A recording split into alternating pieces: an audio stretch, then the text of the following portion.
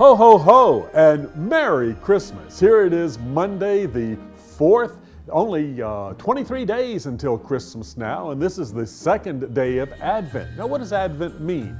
Advent simply is a word that means coming, and the Advent celebration is the celebration of the coming of the Christ child, and many special traditions that go along with that, including the Advent wreath, the Advent candle, and so forth. We'll probably talk about that a little bit later as we come closer to Christmas.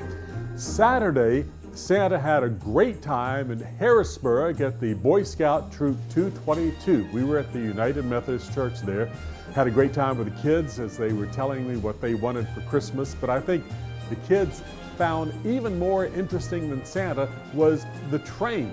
Now, I was really impressed with the great work of the Scout troops of serving and cleaning up, and I also would like to say thanks to Anthony and all of the guys there that made it such a great success. Also on Saturday, I was at Little Nest Portraits, and I'll be reading you some of the letters from the kids there a little bit later on this week.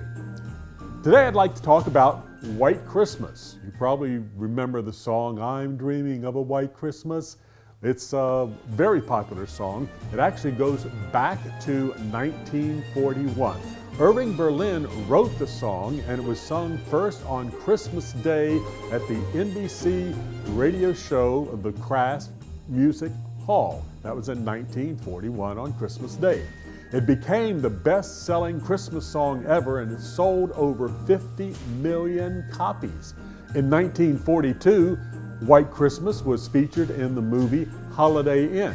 Now, it was so popular that 12 years later they decided to write an entire movie score that would go along with that song and call it White Christmas.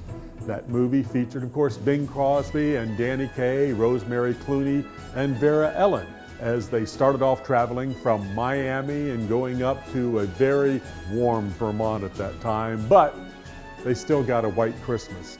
That's a movie that Santa watches every year, and I hope you do too. It's a great one.